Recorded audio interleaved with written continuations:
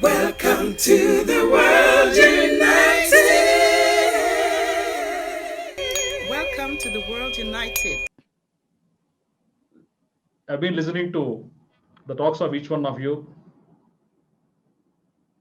Leadership in the social reality, the highest form of leadership is political leadership, which is more influential than anything. We have spiritual leadership as well. We have leadership in education, leadership in business and management. Everywhere there's leadership. If we have to run the show, there is a leadership model.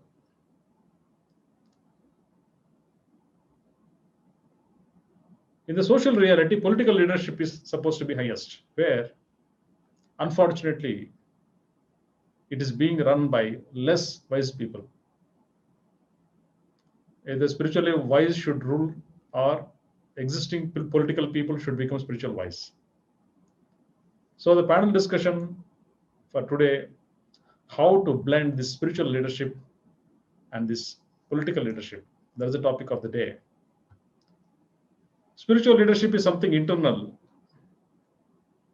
Spiritual awakening is something internal, while political leadership is what you exhibit outside the social reality. How do you actually club these two wonderful leadership models, spiritual leadership model and a political leadership model? So someone can just step forward and share your views, please.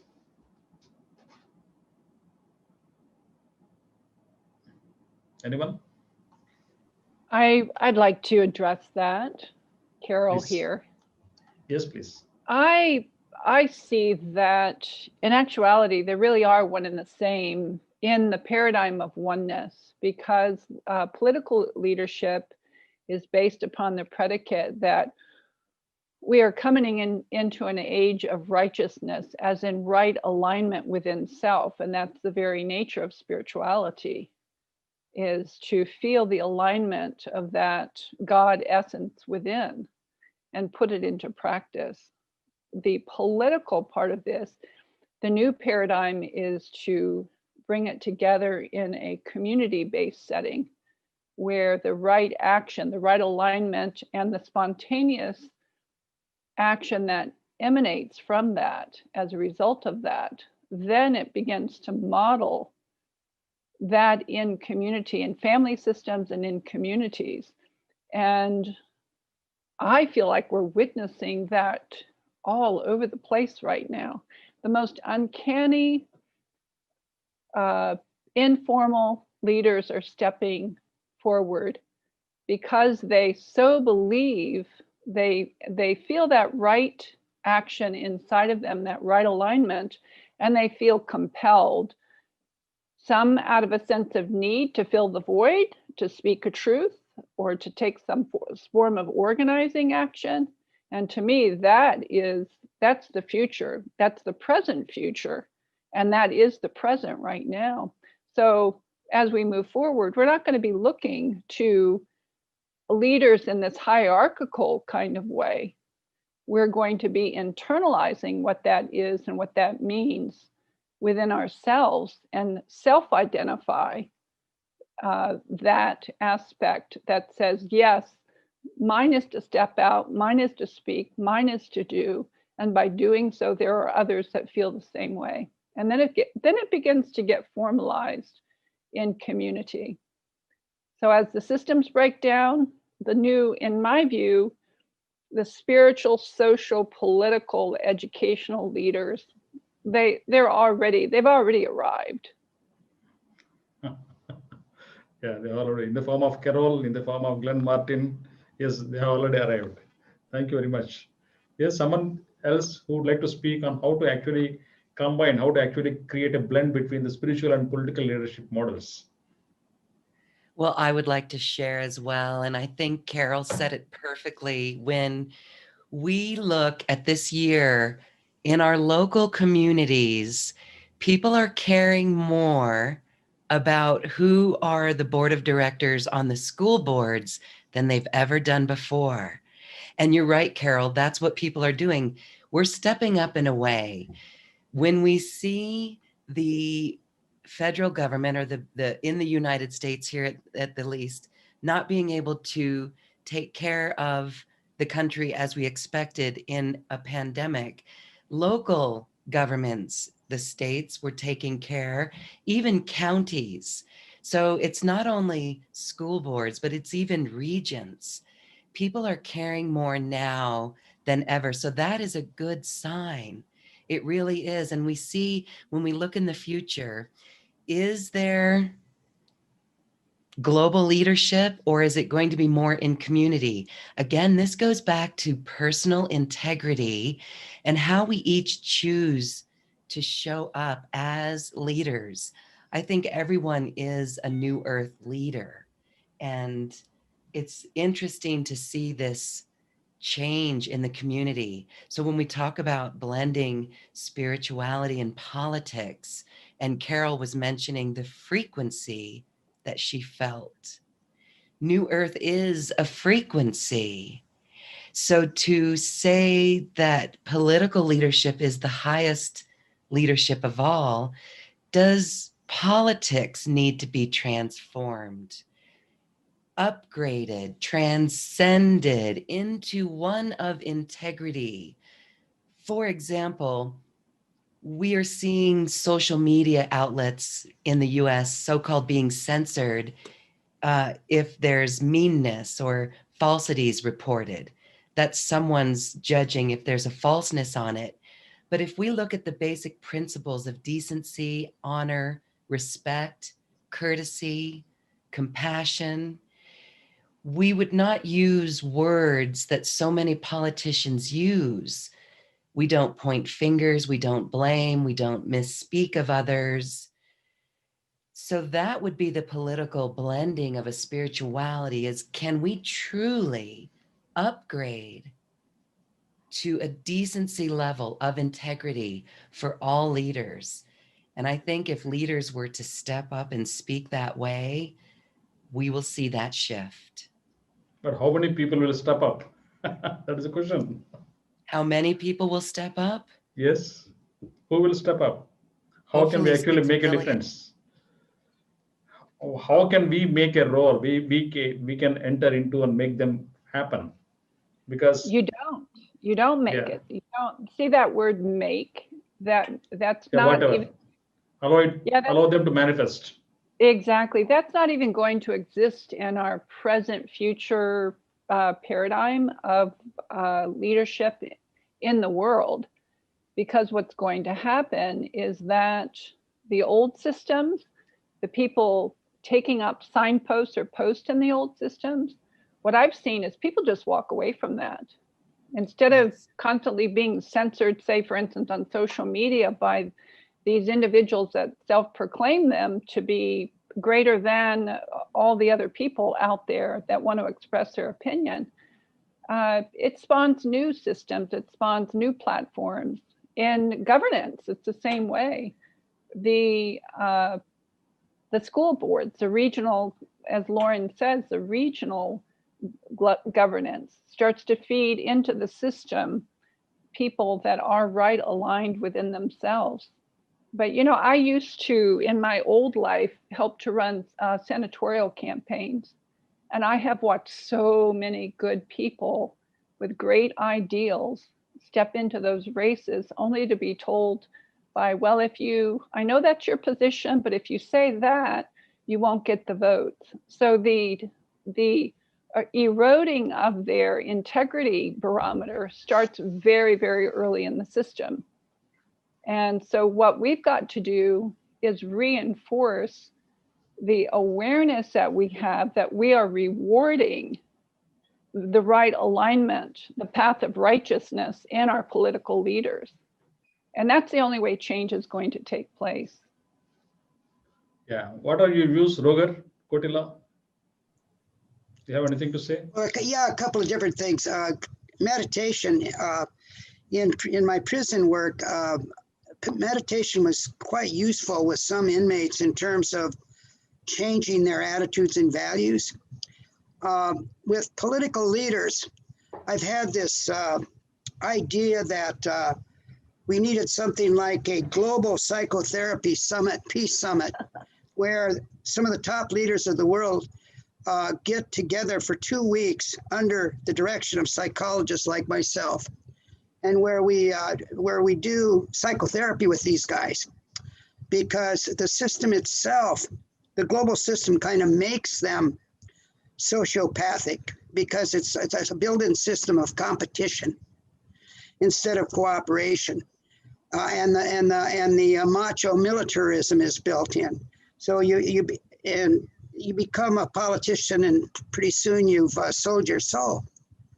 And I won't get into the money thing, but we all know that money is ruining the system. But somehow we have to get the world leaders to move with us on this UN charter change. And we're working on that. We've got some people in India reaching out to Prime Minister Modi. We've got some people in Mexico reaching out to the President of Mexico. We have some people reaching out to the leadership in Japan, hoping to put together some of these leaders that are not on the Security Council, the P5 veto countries, and start working towards putting a charter review so we can get the Earth Constitution in there.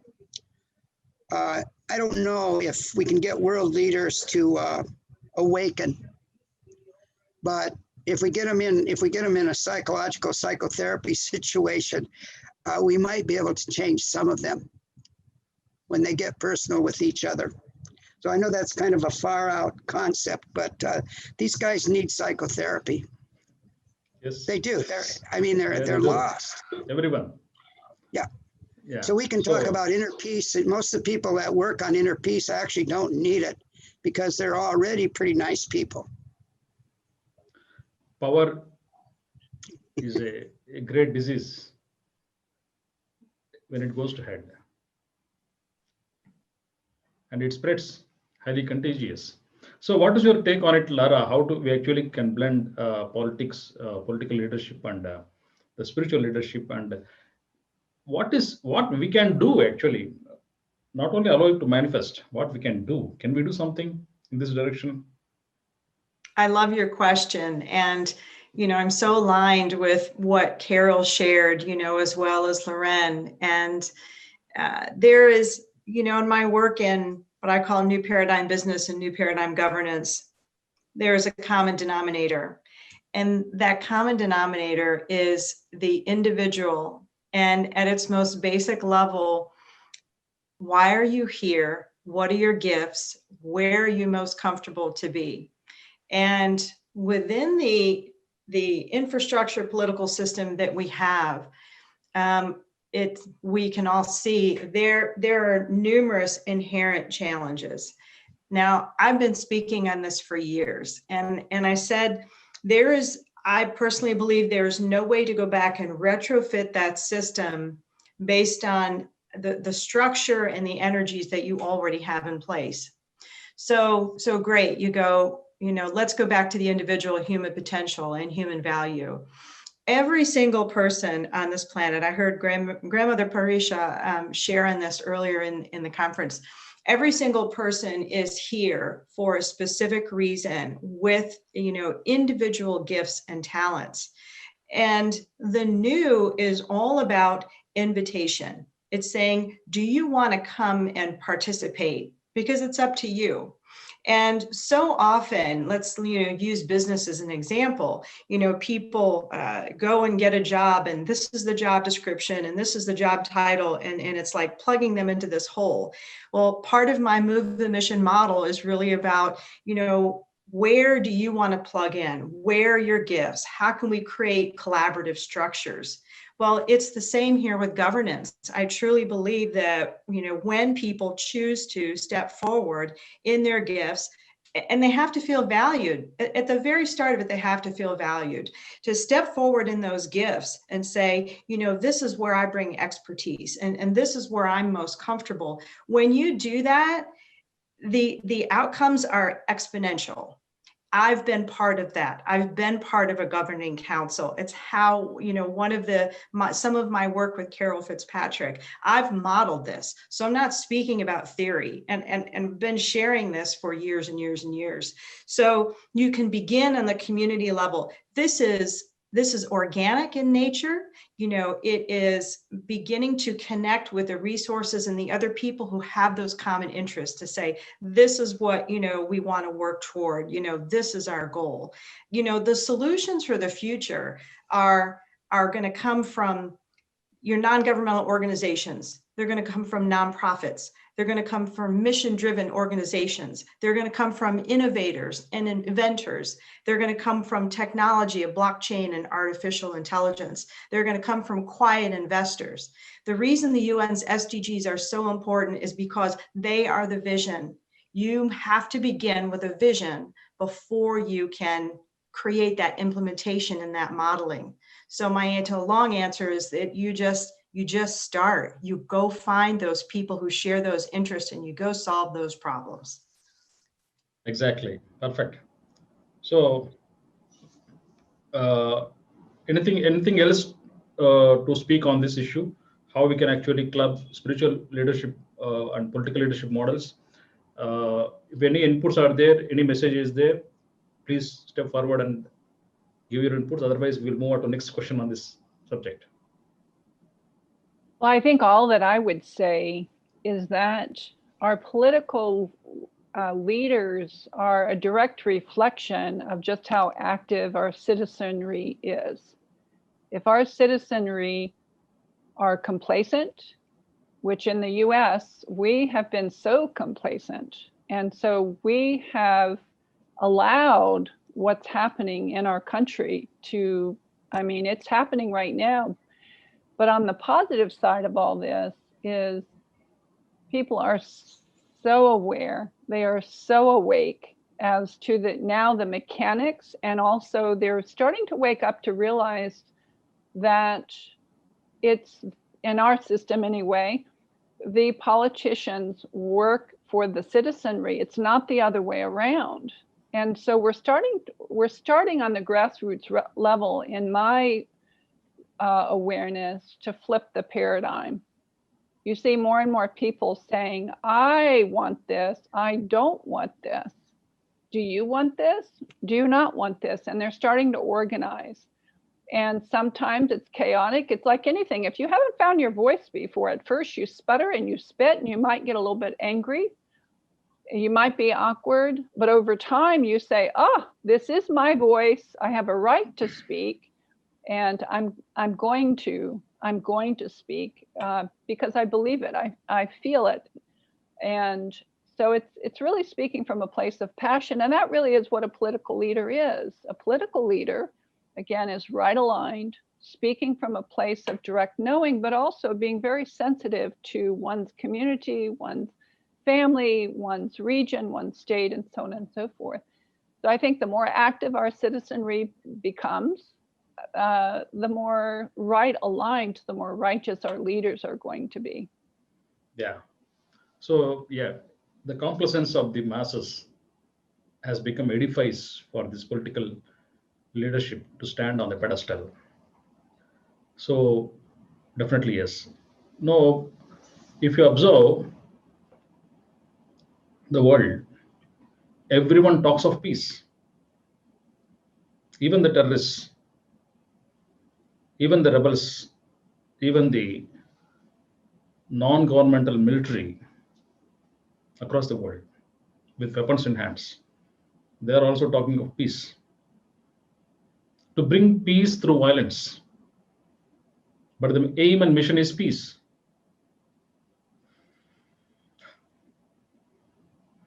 So they want to bring peace through violence. So when everyone wants peace individually, and every institution wants peace, every commune talks of peace, every social organization talks of peace, every political organization talks of peace. Why world is not peaceful? The world is not peaceful because we fight with how to make it peaceful. My way is the right way. My way is the highway. Through my way, the peace can be brought. And these ways never merge. They never intersect. They're all running parallelly. They're not converging. You know, How to bring this convergence of all this? My way is the highway. My way is the real way. My way is the great way. So all these great ways, highways, and all these ways, how to make a way to bring all the ways to get converged? yeah, you're raising a really good issue. Am I on or am I off here? Is it okay if I make a comment Yes, on please. peace? Yes, please. I don't know if you got it. Can you get a picture of this and of me? I want to show you the Charter of the United Nations. Can you see that? Yep. Lift it up a little. Okay, I went through it, and guess what? I underlined the word peace. The word peace is listed 43 times in this document, and yet, when you look at the actual history of the UN, it's been unable to end wars. It's been unable to bring peace. We know what's wrong with the charter. And let's get a picture of the Earth Constitution here while we're at it. This document, compared to the charter, you can learn what's wrong, why we can't get peace. But your point on peace is really well taken. In the charter itself, they tell the nations that they need to militarize. That's what's in the charter. Each nation is expected to have a military. Dr. Martin's talked about that and complained, and he's right. We're not going to get peace through war. So I'm sorry to interrupt you there, Doc. You can go ahead. I just had to get that in. Anything to speak, Lauren? Lauren Galey? Oh, yes, I'm enthralled with this conversation and deep in my thoughts here. And it brings me to our off-planet beings. Somehow this conversation, as we become galactic citizens, we must learn to care for one another. And I'm holding out. We do invocations for the world leaders, the governing leaders, to open their hearts. I know it's like a pipe dream, but can we imagine if world leaders suddenly thought like all we do? And so one heart at a time. When I came home, I took a journey on December 21st, 2012 to Peru. And I think I was expecting like a big shift, a very obvious shift. And I came home like Roger from his Hawaii trip, very depressed. How can we go on? I thought it was going to be a love fest where everyone woke up and looked at another human being and saw how beautiful that person was. I've had that experience in my life, and I thought it was really going to be that way. And when it didn't happen, I was sad, and I saw the world is still the way it is. But something inside said that this shift happens one heart at a time. And I think that there's this tipping point that we're so close to.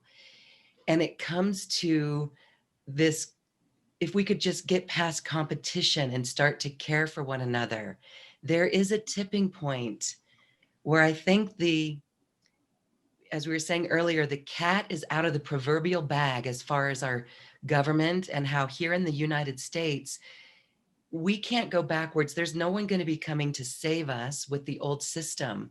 And that's where people are stepping up on local levels, stating what they care for, saying that they want new energy solutions, that we want to deal with the homelessness issue, that we want to eliminate poverty. And so we're almost there. And I think that I would like to say there's a small and perhaps ugly minority that's still acting out. But I hope and I sense that we're so much closer and leading by example will get us there. Speaking with the voice of the heart. And what Carol said, by citing someone as a brother, sister, obviously there's a better way. Brother, can we talk about this? So I think we're close. And I keep my wishes and prayers to hearts opening. Yeah. So A couple of psychological factors that give me hope is Carl Jung, the psychologist, talked about the collective unconscious. And I believe that that operates. And then there's this notion of synchronicity, that an idea pops up around the world at the same time.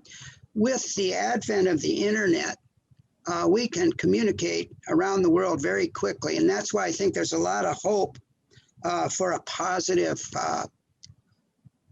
more of a positive outcome on this. I think there's definitely a movement that people are tired of all this destruction and wars and darkness. Yeah. So, yeah, any views from you, Lara, Jackson, Lou? Yes, and we could go down the quantum physics rabbit hole, but on its, the most basic level, like Loren was sharing, the tipping point, the beautiful thing about the place we are in history and the fact that, our old laws of physics cannot explain all the things that are possible. Even quantum physics doesn't have all the answers right. Here's what happens. When we all come together, when I've done work in peace as well, I've hosted a peace circle group every month for about a dozen years now. And when we come together, we are not just the sum of all of our parts.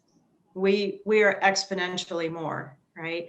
And quantum physics and the research has shown that, how we are exponentially radiating that out. So I absolutely agree, and have been talking about that tipping point for a very long time, that, the more it is sometimes disheartening when we go, why aren't we there yet? Why don't more people understand this? Why isn't there more peace in the world? However, I think the end game isn't looking for everybody to awaken, because if enough people awaken and we hit that tipping point, that shift is going to happen, right? I mean, everything being in such upheaval is getting people out of the complacency, off of the couches. There are people taking action. There, beautiful, new diversity of people running for office because they care and they've said, this is enough. I want to make a difference, right?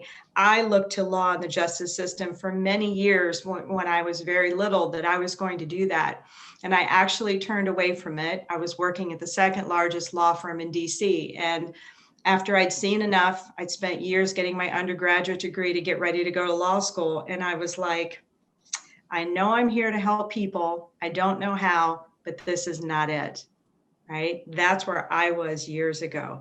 So the more people who step forward, the more of us who come together, we are going to get there. Yes. This has been foretold by many ancient cultures. We are at that time. And so it's actually really amazing. We're just seeing all this stuff come up and saying, no, we don't choose this. We choose the oneness. We choose that we're one family. We are going to create the solutions. Yeah, perfect and powerful. Thank you, Lara. So anything to say, Carol? Oh, I've just been listening and just with such deep appreciation. I love all of you already. Yeah, perfect. I'd like to make a comment about the notion of one world and unity. In psychology, I'd say an operational definition of world unity would come closer to a global family model, because in a family, you stay together, but you don't necessarily like each other. You have some favorites. Somebody in the family is kind of a pain in the butt, but nevertheless, you stay together. And so when we use phrases like we want unity, one world, and all of that, what I think of is we want the equivalent of a global family. And I think the Earth Constitution really is the instrument that would allow us to have an operational definition of one world, because it brings all the nations together. It brings the world community in to the action. And then you have everybody, all stakeholders involved. Right now, the only stakeholders that are involved are the 1%ers, the 0.1%ers, the very rich, and the P5, the nuclear powers and the big military bully nations. They're the ones running things. Yeah. That's got to change. Yes. So as Laura Jackson was talking, if many people join the unity consciousness movement, many people join truly, operationally, what you use the word operational definition of unity, functionally, in spirit, in action, if many people join together for this oneness movement unconditionally, no terms and conditions here. It is not a business. It is for evolution of planet. And we are part of the planet. We are not separated from planet. We are part of the evolution of planetary consciousness. So the evolution of individual consciousness affects the planetary consciousness, as we all know. Like Lauren was talking about 21st December, the collective vibration, the powerful vibration. Even for this year, 2020, 21st December, we have given a clarion call to the world. 100 million people to meditate wherever they are, in whichever time zone they are, in whichever geographical mass they are. We are requesting each one to sit, close their eyes, and meditate, go internally for 1 hour between 5 p.m. to 6 p.m. Indian Standard Time. That was the time we have chosen through several discussions with several wise people across the world. We have fixed that time. In 2012, when we have given a call for 10 million people to meditate, 42 million people signed up. That was a very big surprise for us 8 years back. 165 country people participated. So now we want 100 million people, wherever they are. So if we all come together, sit in silence, the very vibration will definitely affect the planetary consciousness. Someone was speaking about 100th monthly experiment, all these things. Yes, it's true. We have deeper conviction for all these things. But it must happen through all our collective actions. Isolatedly, we can't achieve anything in the world. Individually, the impact that we can create is very much less. Collectively, yes, we can create such an impact in the world that yes, the globe can be shaken. It depends upon the numbers, only numbers. Based upon this, we have launched a idea in the benediction ceremony of South America World Parliament 10 days back exactly. Council membership. Someone have already signed up. How we can all collectively create 1 million council members in the world. We thought of only having 100 people this year. We have already crossed 100. With South America, North America only. Australia, Europe, we have not proposed this idea. Africa and Asia, we have not initiated. More than 100 people already signed up.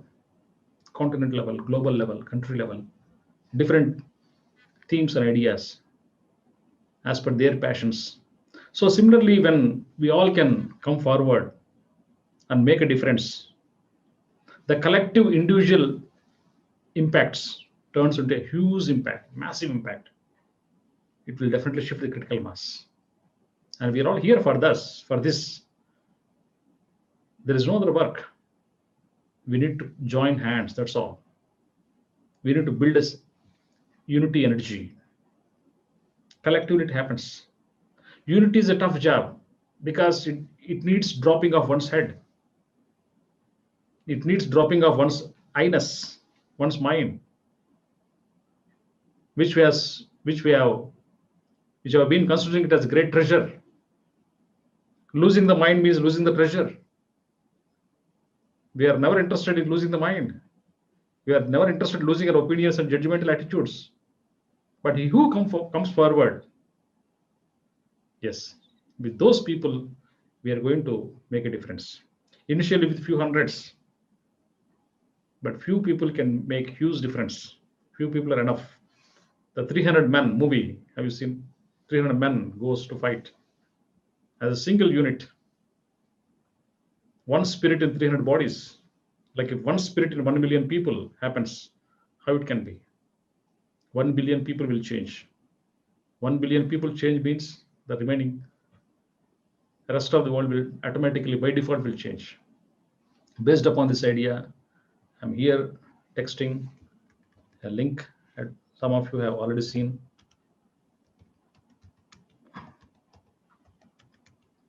Please go through this, take your inner call.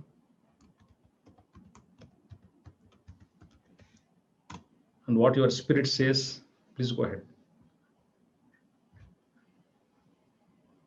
This is my personal invitation to all of you. Roger, Glenn Martil, they all have framed beautiful constitution for the world. Similarly, so many people working on spirituality, health, that is also important. No dimension of spirituality, no dimension of development can grow in isolation. Isolated growth is never possible because everything is interrelated, everything is interdependent.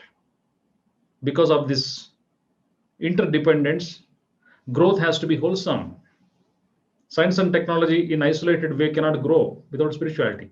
Even spiritual evolution without health, education, women empowerment, youth empowerment, interfaith unity, with all these things, spiritual evolution per se cannot grow in isolation. The social reality, spiritual reality should evolve in tandem, in unison. So based upon these ideas, based upon these concepts, based upon this understanding, we are proposing this idea of council membership. Please take your call, inner voice, let your spirit speak and move forward. Let us move forward. Thank you very much. Anything to say from you wonderful ladies and Roger, Kotila, as a final message? Yeah, just a big thanks for letting Dr. Martin and I talk about the Earth Constitution. And if any of you have connections to high levels of government, we're really looking to reach to the top to get this charter review happening. And we know there are a lot of nations at the UN that want change, but they need leadership. And it's like they passed, 50 nations passed this prohibition against nuclear weapons, 50 nations, but the United States said no. Can you imagine? And are resisting a ban on nuclear weapons. So we need to get together the nations, the governments that want peace, and start building a coalition and working through the UN General Assembly. So any connections you have with UN people or with governments, let us know. If we keep on moving, if we keep on interacting regularly, if we keep on discussing, yes, we come up with a lot of ideas. There's the reason why we are building this unity consciousness. So millions of people across the world, all countries, no, without a single exception, and we all can come and join. Yes, somebody can influence the UN. We create the UN. Yeah, you know, the public isn't even aware that there's a solution to the problem of war. And that Earth Constitution, it reads like the World Parliament of Spirituality. The standards are very high. People are supposed to have health care. They're supposed to have a place to live. They're supposed to have a job. They're supposed to get an education. I mean, the standards are really high in the Earth Constitution. They might as well be part of the World Parliament of Spirituality. Yeah, All thank right, you, Roger. thanks. I'll stop there. Yeah. I would like to also say thank you so much. And I wanted just to very quickly go back to the question on peace and why is there so much struggle and what is the potential solution? And I think your call to action in meditation and in training the consciousness to a much higher pure-hearted frequency is actually the answer. Because what's happening now is I really think that the deep unrest to the point of political, social, familial violence is because there is not a voice. There is such frustration, such dire pain that people are not being heard. And the moment that you open and allow them to safely go through a breakdown moment and come into a breakthrough moment and recognize that they begin to recognize that they do have a voice, they do have power, then the violence actually stops. That is the answer. And the answer is not going to come necessarily on the national level. The answer is going to come on the local level and in communities and in families. So I just want to say thank you so much for everything that you're doing to bring the whole world together in that way. So that's quite amazing. Yeah. And I would just like to close. Having each one of you is equally amazing, Carol. Yeah. Yeah, without you, there's no world parliament. You are the people who made this world parliament. Well, thank you. So, thank you for putting it together. Yes. Yes. As last message. Out there. Yeah, thank you. Lauren, Lara, anything final takeaway message from you? Yes, thank you. I just wanted to add to what Carol was saying there, because Please. Carol, that's part of speaking in a diplomatic way. If we go and look up the word diplomacy, it is understanding how another person feels, having them be heard. And that's beautiful. So as we go about our local communities, if we can remember to speak always in diplomatic ways with love, we will get there sooner than later. Thank you. Yes. Lara, any message from you? I'm Dr. Yugandhar. Thank you for your work, for putting this together. And it has been so, such an honor to be here, and especially to learn and hear and just co-create with everybody who's been speaking. Yes. I just would echo one thing that I shared earlier. And I think it's, again, what Carol is speaking about, and probably so many of us.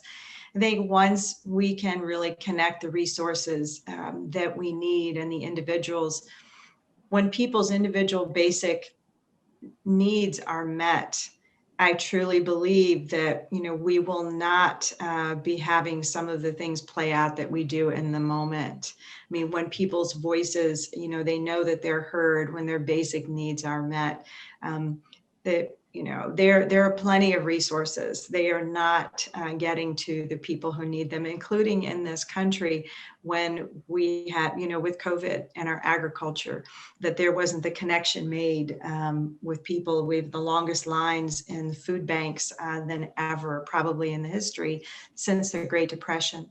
So there are a lot of opportunities, and it's every single individual knowing that they're heard, they're seen, they're valued, and to step forward, to be invited to step forward with, your gifts. The world's waiting. That's what we are all doing. Yeah, we're all waiting for us. Thank you very much. Thank you, Roger, Carol, Lauren, and Lara Jackson-Lu. Thank you very much. Thanks a lot for your wonderful presentations, wonderful discussion, wonderful inputs. And let us travel together. No, events should not end as events. Every event should move as a movement. Unless it transforms into a movement, event doesn't have any value. Events end, movement begins. So we are making a new beginning, a new unity consciousness movement. I've been experimenting all these things for the past 30 years. I've been studying the world spiritual scriptures, meeting so many spiritual leaders across the world, studying them. A vast study has been made, still going on, because it's an unending process.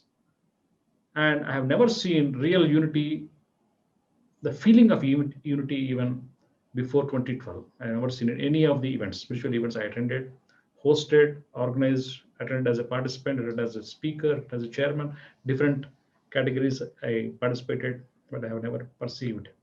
In 2012, my experience, as per my experience, when we had the first World Parliament on Spirituality in the city of Hyderabad, India, people came from 56 nations.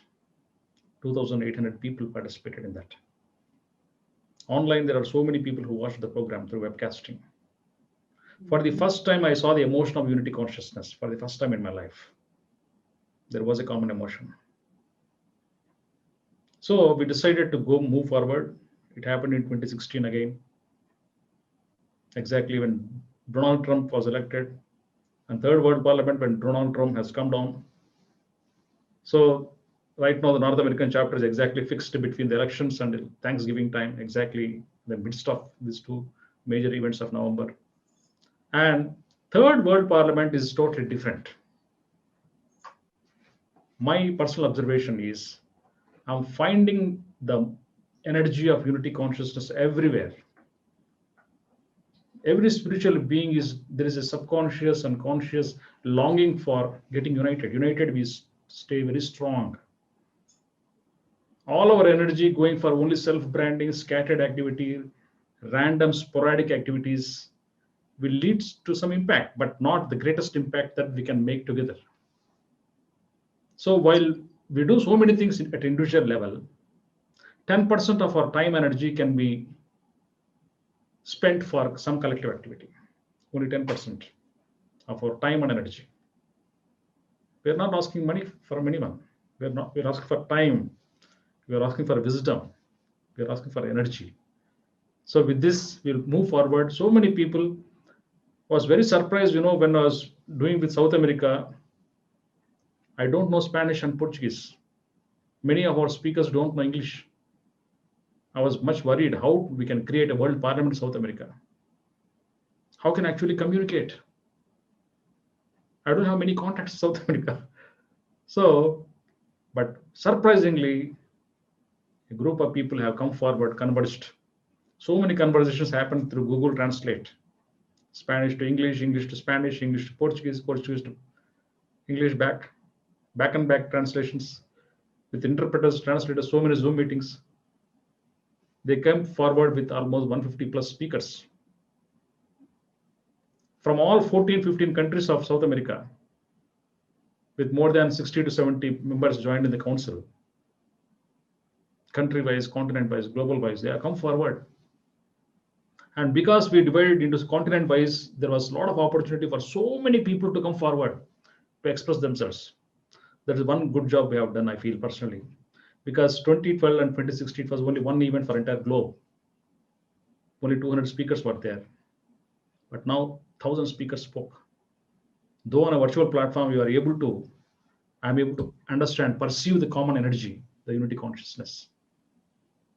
So about 21 December, yes, Lauren Galey, your energy, your vision, the thought, yes, we all will definitely collectively manifest this one. The collective energy will build for 21st December 2020. Again, I will remind you through emails, and again we'll discuss and move further. And exactly 1 hour from now, we are going to have valediction ceremony, because it's the last day of the World Parliament of Spirituality North America chapter. We are going to meet on track 1. So whoever has time to join, please join on track 1. The links are already with you. Thank you, one and all. Thank you very much. Thank you so much. Thank you.